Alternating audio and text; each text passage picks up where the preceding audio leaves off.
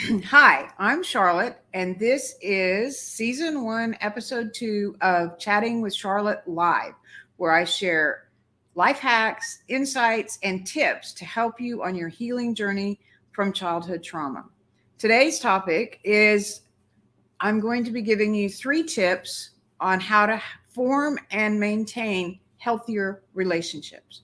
But before we do that, there are a few housekeeping tips that I do want to share with you today to help you get more out of the broadcast. First, you can type your questions or comments in either the live chat on YouTube or the comment section on Facebook. On YouTube, if you'll look, the live chat will be to the right, and the place where you enter it on your PC is down at the bottom, as you'll see on the screen. On your mobile device, you click on live chat, and this is what it will look like after you click on it, and this is where you enter. So that is on YouTube.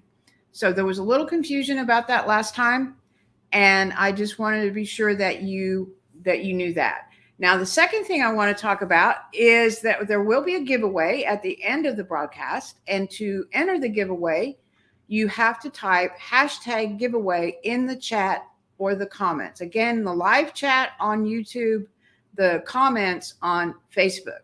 I'm going to leave the hashtag giveaway tag up there so that you will remember to do that. So please enter that throughout the broadcast. And we will be giving, here is a sneak peek at what we're giving away. We are giving away a $10 Starbucks gift card, and you must still be on the broadcast to win that. So please remember, enter hashtag giveaway to enter that contest or that giveaway at the end of the broadcast. Okay, so welcome to episode 2 of season 1 of Chatting with Charlotte Live. And I am very excited to be here today. And one of the things before we get started, I want to be sure and remind you, if you're watching on YouTube, please subscribe to my channel and hit the notification bell so that you don't miss any future broadcasts. I will be doing this live broadcast on the second Saturday of every month at 11 a.m. Central Time. So please join me for that and don't miss any of them by hitting the subscribe and the notification bell. So today I want to talk about healthy relationships, which are difficult for many of us, but particularly for those who have experienced any kind of trauma, whether it's in childhood or as an adult. Because if you experienced trauma as a child, you probably did not have a good role model of what a healthy relationship looked like. So it's hard for you to understand or even know how to establish healthy relationships. So today I'm going to give you 3 tips that will help you in this difficult life task. And I'm going to talk about boundaries, shared interests, and mutual benefit. So let's get started. So first of all, boundaries. Now, we hear about boundaries all the time, but do you really understand what a boundary is? So boundaries, there's actually 2 types of boundaries. There's several categories of boundaries, but there's 2 types of boundaries. That there's an external boundary and internal boundaries. Now, external boundaries are the limit. A boundary is a limit. It's not a wall, it's a limit. So an external boundary is the limits that you set between you and another person that lets them know what is okay in terms of entering your space, whether that's physical, emotional, relational, or spiritual, your space. And it's a limit that you set. Now, it's also a limit that you have to respect with other people. What limits are they setting to keep their space safe and secure? Now, an internal boundary is the boundaries you set for yourself, with yourself. What kinds of things, what thoughts do you allow into your head? What behaviors do you allow yourself to do? And the boundaries help you set limits in those particular things. So that's kind of an establishment of what a boundary is. And to illustrate that, I want to just share an example of making a pot of coffee. Now, it's a little different today because some people have a Keurig, but it's still the basic same principle. So when you make a pot of coffee, the first thing you do is you fill up the pot with water, then you pour it into the reservoir, then you get the little filter, you stick it in the basket, you put the coffee in there, you push the button, and after a few minutes, you have a pot of coffee. Now, what happens though if you forget to put a filter in? You have a mess because the coffee grounds come in, the coffee is undrinkable because it has all that gunk of stuff. So that is really very difficult to do. And so it's gross. So no filter, everything comes through. But on the other hand, if you happen to grab 2 filters, because they're very thin, and I've done this, you put 2 filters in there, you put your coffee in there, you put the water in there, you push the button, and you have a gigantic mess because nothing goes through and the water just kind of builds and it overflows and you have a mess everywhere.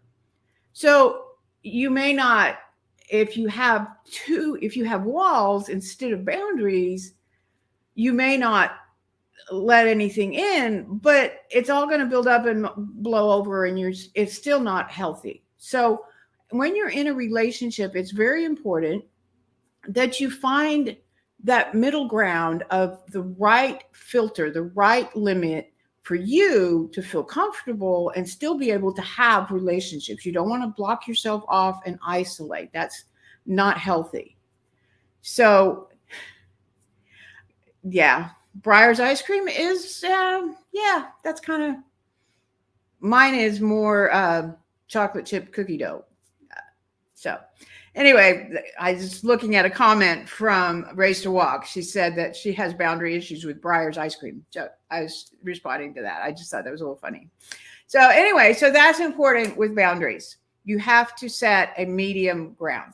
And we could talk a whole 15 minutes or more on boundaries, but moving on to shared interests. So when you're a healthy relationship, you're going to have something in common with the person that you're in a relationship with if it is a healthy relationship.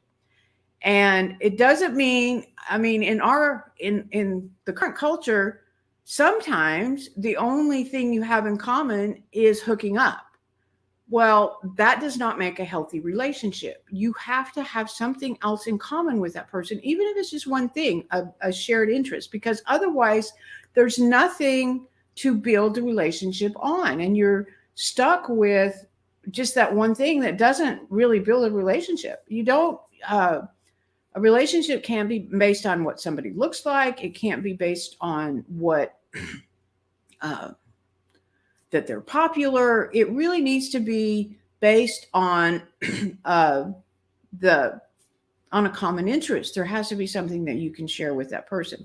But on the other hand, with that, you also don't want to acquiesce to what the other person likes and like that thing just because they do. You need to have your interest. They need to have their interest. And some of those need to be shared interests in order for it to be a healthy relationship. Now, finally, mutually beneficial. A relationship should be mutually beneficial. If you're going to, and by this, it needs to be give and take. One person can't dominate the relationship and always have their way. If one person is demeaning to the other person, never listens to the other person, there's not a opportunity for good conversation and those kinds of things, then you're not going to have a healthy relationship. It has to be a relationship where there is give and take within the relationship. Otherwise, one person gets all the benefit and the other one doesn't. So if you're in a relationship right now where you're constantly giving into that other person and you're afraid to say you don't want to do something, or you're afraid to offer your opinion, that is not a healthy relationship. On the other hand, if you're the person who is always demanding that you that whatever you think and say is the way things need to go, and you get upset if that doesn't happen, then that also is not a healthy relationship. And it's important then for you to think about that and readjust, either in your own healing, which for those that have experienced trauma, it's difficult because one of the things that happen is that in that trauma experience, you feel like you don't have any control. And so it's very easy to want to dominate and want to be in control. And if that is the case, then you have to work on that in your healing process. So those are just a few tips. Now, over the course of this month, I have also posted some other tips on my social media account, so you can check those out as well. And we can, get some more information. So hopefully these things will be beneficial to you, and you will grow as a result of applying some of these tips. If you have any questions, please post them in the comments or the chat, and I will try to answer them. Otherwise, just to wrap up and summarize, to have a healthy relationship, 3 things are important: healthy boundaries, shared interest, and mutually beneficial relationship. Those are 3 of many things, but those are 3 tips. If you can look at those and establish those, that your relationship will be healthier. So those are the things that are important, and hopefully those were helpful to you.